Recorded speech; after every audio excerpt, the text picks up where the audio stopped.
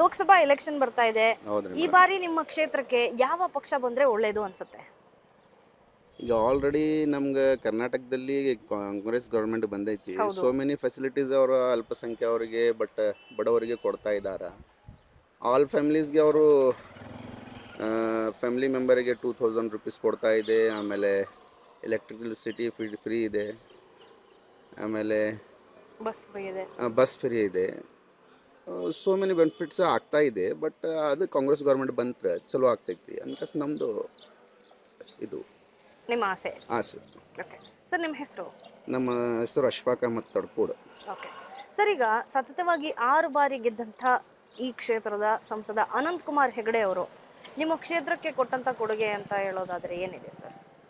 Ananth Kumar Hegde but ಅವರು ಅಷ್ಟು ಕೆಲಸ ಅವರು ಮಾಡಿಲ್ಲ ಇಲ್ಲೇ.